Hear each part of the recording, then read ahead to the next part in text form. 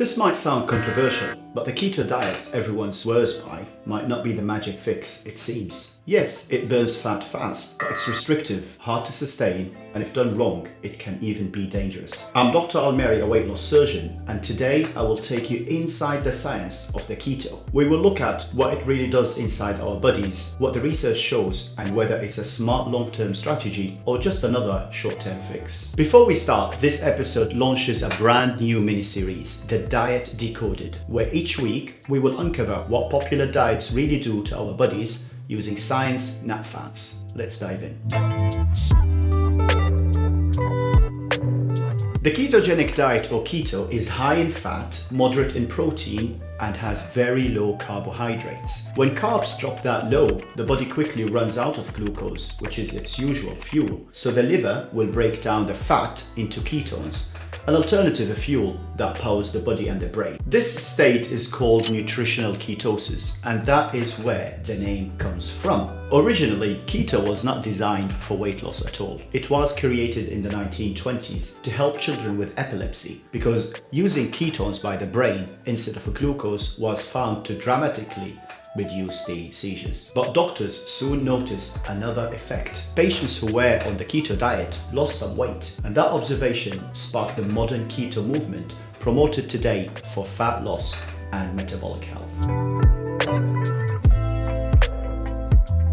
A keto plate looks very different from a normal balanced meat. About 70% of the calories come from fat. Foods like avocado, olive oil, butter, cheese, nuts, and seeds. Around 20% comes from protein, so here we're talking about mainly meat, fish, poultry or eggs, and carbs only make up about 5 to 10% of the meal. They come mainly from non-starchy vegetables, something like spinach, broccoli or courgette. That's usually under 50 grams of carbs a day, roughly the same as what you will find in a bagel. To stay in ketosis, people must avoid most carb-rich foods like bread, pasta, rice, cereals, sugars, and most desserts. Even healthy options like fruit, beans or lentils are mostly off the list. So the keto plate is built around fats with moderate protein and very few carbs. It is a big shift from the average UK or USA diet, where nearly half of the calories come from carbs, and that's why many people find it so hard to stick with on the long term.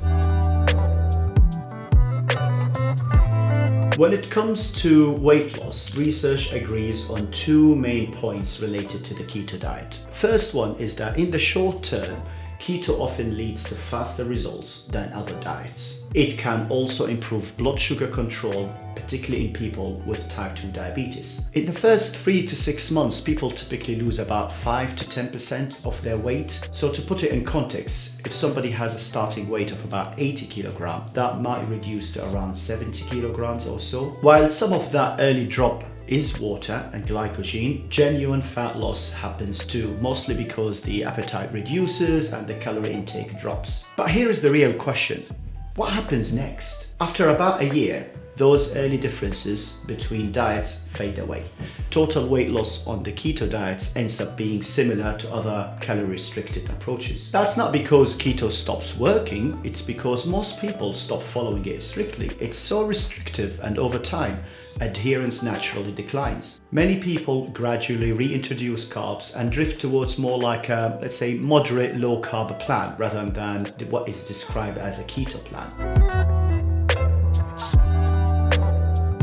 If you plan to stay on keto for long, there are some red flags and health points that you need to know about. Keto might lower the triglyceride and raise the HDL, which is the good cholesterol. But in some people, it also raises the LDL, which is the bad cholesterol, and the long-term effects on the heart health remain uncertain. The other important thing to flag is that keto diet also reduces the fiber intake, because the fruits, the grains, and many of the vegetables are limited on this diet, and that would lead to constipation. It could also lower the diversity of your good gut bacteria, which are important for metabolism and immunity. The final point I want to talk about is that cutting entire food groups can leave you short on many of the macronutrients, something like potassium, magnesium, and the B vitamins. All these are very essential for the nerve, for the heart, and the muscles health. So while keto can be a useful short-term tool, I'm not so sure about its sustainability as a lifestyle.